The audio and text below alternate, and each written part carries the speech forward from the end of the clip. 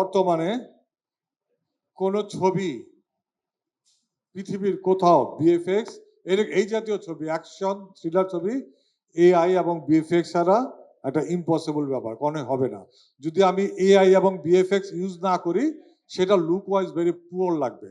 Main জিনিস হলো আমি এআই এবং বিএফএক্স দিয়া দৃশ্যটাকে আরো লার্জ করতেছি, আরো সুন্দর করতেছি।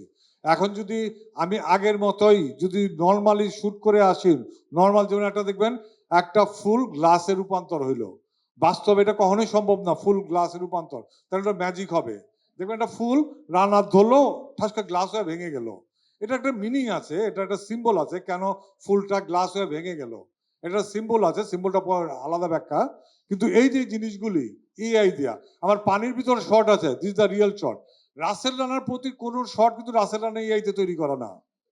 রাসেল রানা এই সিনে যত শর্টে যতগুলি শর্ট আছে রাসেল রানার, সবগুলি রাসেল রানার রিয়েল শর্ট, এখানে কোনো এআই নাই। রাসেল রানাকে এআই দিয়ে তৈরি করা হয়নি, কিন্তু কিছু ইফেক্ট তৈরি হয়েছে, কিছু সব ইফেক্ট না। যেমন ছাদে লাভ দিছে ওটা রিয়েল আছে, তারপরে এই যে রাস্তায় ঘুরা লুক দিয়ে চলে গেলো, হাইটা গেলো, দিস দ্য রিয়েল শর্ট। আবার ওই দেখবেন কিছু কিছু শর্ট আছে এই ছাদে জাম দিতেছে, এইটা রিয়েল। আবার আরেকটা শর্ট আছে এআই তে তৈরি করা, আবার কিছু ওই শর্টটা বিএফএক্স এ তৈরি করা।